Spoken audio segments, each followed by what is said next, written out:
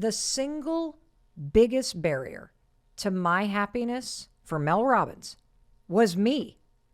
And by the time that you are done listening to everything that I'm about to pour into you today, I think you're going to have a million epiphanies. But the biggest epiphany that I am on a mission to have you have for yourself is how you are actively blocking your happiness right now, and you don't even realize it. And I can say that because that's exactly what I was doing. And when I read the things that you write to me, and when I bump into you in real life, when I even look at the things that people that I love struggle with, I can see the ways that you are also doing the same thing. And look, I was doing all the hacks. I was doing all the things that you're probably doing, the things that boost your happiness. Like I had a gratitude practice. I was smiling at people. I was appreciating the little moments. I was really, really, really working on bringing happiness to the forefront. But if I'm being honest with you, if I take you back 3 years ago, the baseline experience for me in my day-to-day life was I basically went through life feeling agitated, frustrated, or disappointed. Like that was my existence. I didn't want to feel that way, but that's just what it was like inside my body. And I didn't know how to be happier. Like for real. That may sound weird because you know me now and I've been doing all this work on myself. And also even people that have known me for a long time, they're like, but Mel, you're a positive person. But Mel, you always laugh. But Mel, you seem to have a good time. That's not what happiness is. Happiness is something else. And that's why I want to get very real. And I want to be honest with you about what I was struggling with, about the bullshit I was engaged in, and about what it took for me to understand what was in the way of me changing my day-to-day experience. And if you want to be a happier person, which of course you do. I mean, who doesn't want to be happier? Here's what I'm going to tell you. If somebody as miserable on the inside and who felt like this grinding existence where I was constantly present to what was wrong, if I can learn how to be a happier person, you can learn to be a happier person. Not like the fake stuff, but like at a deep, profound level. And here's what it's going to require. It's going to require that you call yourself out on your own bullshit. And we hate doing that, don't we? I mean, this is why none of us change, because it's easier to just keep doing what we're doing. And in order to change, at some point, yeah, you got to change your behavior and change the way you think, but you also have to look in the mirror and you got to confront what you're doing that is blocking you from having what you want in your life. And that's exactly what I've had to do over and over and over again in these past 3 years. And here's what I want to do. I am going to boil this topic down for you by explaining 3 significant ways that I was blocking happiness in my life. And my hope in doing this is that I save you the headache, the heartache, and the misery that I created for myself internally. That's why I want to share this with you. And after I share the 3 ways that I was actively engaged in blocking my own happiness, I will give you a very simple exercise that you can do that will make this even more personal. The exercise makes you look inward so that you can, in the privacy of your own home, call yourself out on your own bullshit and see where you are specifically blocking happiness. And so here's how we're going to start. Let's get a definition of what happiness means in the context of this conversation, okay? Because it's really not a feeling of positivity. For me, when I use the word happy, it is a feeling of being content, present, and okay with yourself in your life. That whatever is going on the outside around you, that you have this ability to access a positive and supportive and optimistic baseline that is deep inside of you. And I think that's one of the mistakes that I made. I was always looking outside of me. Oh, when I get my bills paid, when I fall in love, when I, get into that school. And the truth is, if I'm being honest with you, I've been like kind of miserable for as long as I can remember. I was miserable in high school. I was miserable in college. I got into my dream school. I was at Dartmouth. I was miserable at Dartmouth. I then got into law school. I was miserable in law school. I then got a great job as a public defender. I liked the job, but I wasn't happy with myself. I got married to somebody that I loved, but I wasn't really happy with myself. Again, chasing on the outside, chasing on the outside. And I bet you do too. I guarantee you somewhere in your mind, you're saying to yourself, oh, if I lose the weight, then I'll be happier. If I find the love of my life, I'll be happier. Oh, if I get into that graduate school, if I pay off my debt, then I'll be happier. That's not how it works. See, I'm sure you've heard people talk about the fact that happiness is an inside job. I didn't know what the hell that meant. And so we're going to dig into what that means. And in fact, I want to bring a metaphor into the conversation. I got to credit my friend Hoda over at the Today Show because she gave me this metaphor literally a couple days ago. I was on the show on Friday, and right before we started taping, I was talking with Jenna and Hoda, and we're sitting on the couches, and Hoda said this phrase, and I didn't know what the heck she was talking about. She said, pop up in the eye of a hurricane. I'm like, what? What do you mean pop up in the eye of a hurricane? And I guess she had been covering a story where they were in a hurricane. And she said, well, Mel, have you ever seen the eye of a storm? And I'm like, no, I never have. I've seen the swirling kind of tornado hurricane thing before when they see it on the news. Well, she said, well, my gosh, if you pop up in the middle of one, it's crazy quiet and still. Like there's all this chaos on the outside that you see when you see a hurricane or you see a tornado or you see this huge storm, but in the eye of it, it's still. And when she described this, I immediately latched onto that visual. Now, I, of course, have never been in the middle of a storm like that, but I started to think about the fact that life can feel like this gigantic storm, right, of chaos and things that are spinning around you all the time. And there are times in your life where things can feel completely out of control.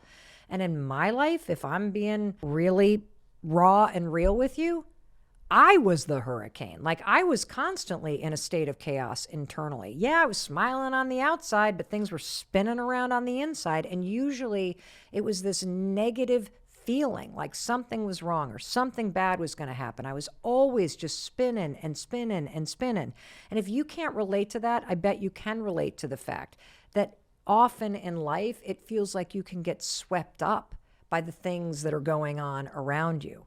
And so one of the things that I discovered in the past 3 years is that when I took a really hard look at myself, I'm the one that has been the hurricane of chaos, that my mood was often out of control because my mood was dependent on things that were outside of me. I was so easily turned into a bad mood or feeling disappointed or being stressed out or being sad or being all these things that I didn't want to feel.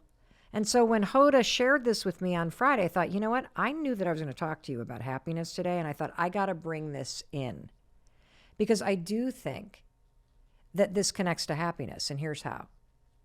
The eye of the hurricane, that stillness in the midst of something chaotic going on outside of you, that is what I'm talking about when I talk about happiness. That no matter what is happening or who you're with, that you can access this quietness inside of you. Because learning how to be still and content, that is powerful. It doesn't matter who you're around or where you are. No matter what is happening, what's not happening, learning how to access that inside of you, to me, is the secret to happiness. So let me just ask you, can you do that? Like when things are swirling around you, when you feel a bad mood get triggered, when life gets super stressful, are you able to come into yourself and tap into this centeredness, this okayness?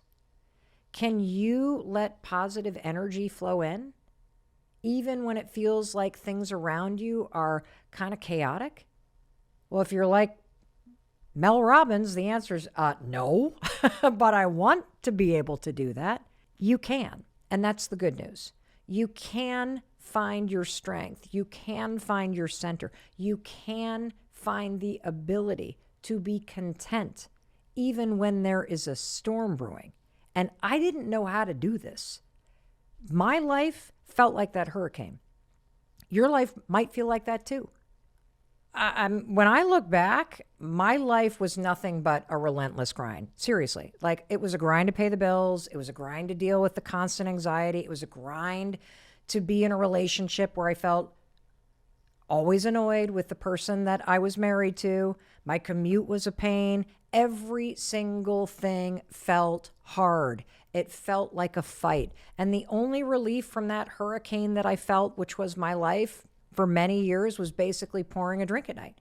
Or I would focus on the weekend that was coming up. Okay, if I can just get to the weekend, I got to get through this work week, get to the weekend. It's just 2 days from now. Then I can step outside of the stress of this. I can escape my life for a minute. I can drive the kids to all the things they need to do over the weekend. I'll blow off some steam at a barbecue with some friends. I'll sleep in, and then I'll get right back to it. Or Chris and I would be able to take a short vacation to go visit my parents or his parents, and we'd escape our life for that. But my daily existence, I would describe by 2 words. I was frustrated or I was disappointed.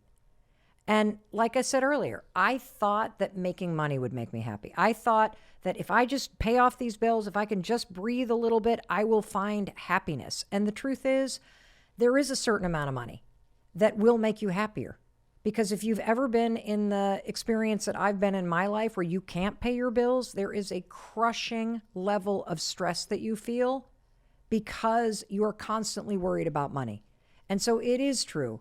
There is a certain level of money that will make you a little bit happier. But here's what's also true. Once you can pay your bills, once you can make the ends meet, making more money doesn't solve the underlying problem, which is you don't know how to be happy. I think that's the bottom line. I didn't know how to be happy. That's why I was looking outside of myself. That's why I was thinking that something else would somehow make me a happier person. But here's what you will learn. You can listen to a bazillion podcasts. You can try to improve your life all day long. You can chip away at all the problems that you have on the outside. You can get your bills paid. You can get yourself out of debt. You can figure out how to make your marriage happier. But that's all outside of you. Once you handle all that stuff, you know what happens? It just magnifies the fact that you haven't dealt with what actually isn't working on the inside.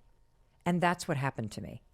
Once I worked my tail off to fix everything that wasn't working, from the issues in my marriage to the crushing debt that we used to face to helping my kids through the various issues that they had, I had to face the person in the mirror. Once you solve all the things that are wrong around you, the hurricane's supposed to disappear, right? Wrong. Because the hurricane, when it comes to happiness, is inside of you. And I got to give credit to a dear friend of mine, Pete Sheehan, who I have mentioned on the podcast. About 3 years ago, I was complaining about something, as I was often doing, and he looked at me and he said, "You know what, Mel? You know what I've noticed about you? Is that the more successful you've become, the more miserable you are. Like, I know you. You're a positive person. You're fun. You're smiley. You're this and that. But I can tell there is a storm inside of you." And he was right. He was absolutely right. And that brings me to this statement that happiness is an inside job. It does not matter what you see on the outside of someone. It doesn't matter how smiley you are. It doesn't matter what your life looks like, how nice your car is, how long you've been in a relationship, how long you haven't been. All that stuff on the outside has nothing to do with how you feel on the inside. And that statement that happiness is an inside job, it honestly used to piss me off because I didn't know what it meant. But I do now. Because I have spent the last 3 years asking the really hard questions. Mel, what is all this frustration and agitation inside you about? And here's what I realized. I realized in my day-to-day life, I personally was actively blocking happiness from flowing into my life. There was plenty of reasons for me to be happy, plenty of reasons for you to be happy. I was blocking it from getting into me. And so when people say Happiness is an inside job. Here's what they mean. They mean you have to let it in. Today, you and I are digging into the topic of happiness. The single biggest barrier to my happiness for Mel Robbins was me.